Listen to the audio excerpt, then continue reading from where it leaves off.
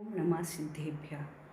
तीर्थंकर भगवंतों की विशुद्ध बरगड़ाओं से पावन एवं पवित्र यह भारत वसुंधरा, जिसे महर्षियों ने पुण्य धरा कहकर पुकारा है। तीर्थंकर भगवंतों की विशुद्ध एवं पुण्य बरगड़ाओं का ऐसा परम प्रभाव होता है कि उनका जन्म होते ही तीनों लोकों के संपूर्ण जीवों को सुख का अनुभव होता है। नरक के नारकी जीव भी तीर्थंकर का जन्म होने से क्षण भर के लिए दुख मुक्त हो जाते हैं। जिनके रोम रोम में संपूर्ण लोक के संपूर्ण जीवों के प्रति मैत्री भाव, वात्सल्य भाव होने से उनके शरीर का रक्त दुग्ध के समान धवल हो जाता है।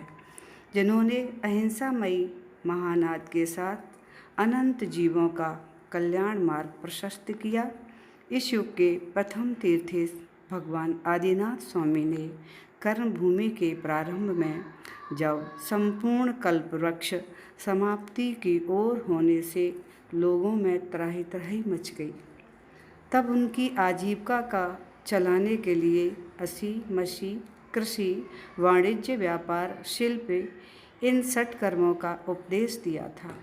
परंतु हिंसा द्वारा उदरपूर्ति अथवा आजीविका का उपदेश कहीं नहीं दिया, लेकिन अहिंसा की भूमि में स्वार्थ और जिह्वालोलुपता वश उत्तरोत्तर जो हिंसा का तांडव नृत्य वृद्धिंगत हुआ, उससे आज संपूर्ण विश्व सर्वनाश की कगार पर आकर खड़ा हो गया है।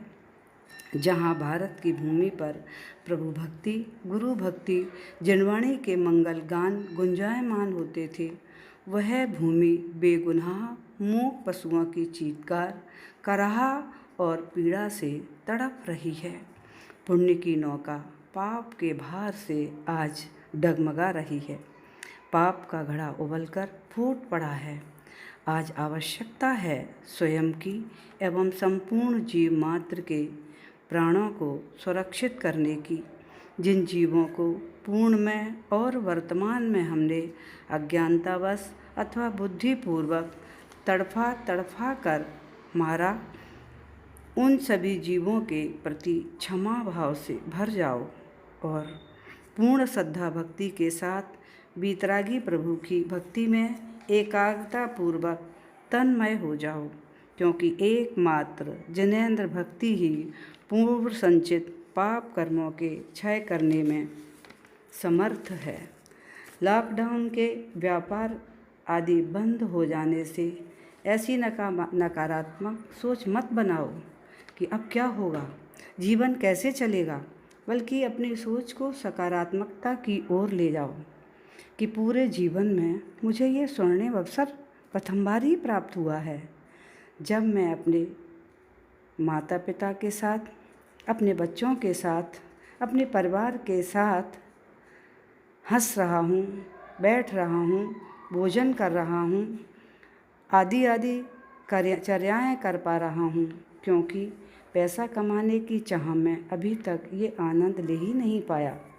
इसके साथ साथ आपने अपना इतना जीवन केवल दूसरों के लिए ही जिया है। कोरोना ने आपको अपने लिए जीने का अवसर प्रदान किया है।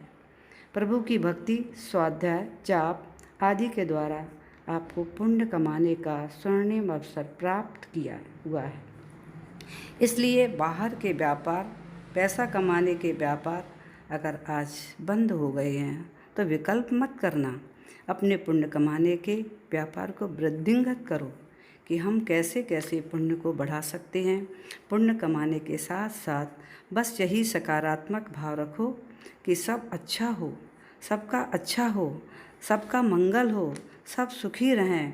बस इसी सकारात्मक भाव के साथ अपने उज्जवल भविष्य के निर्माण के लिए प्रभु भक्ति के द्वारा स्वयं को अक्षय पुण्य के साथ तैयार करो।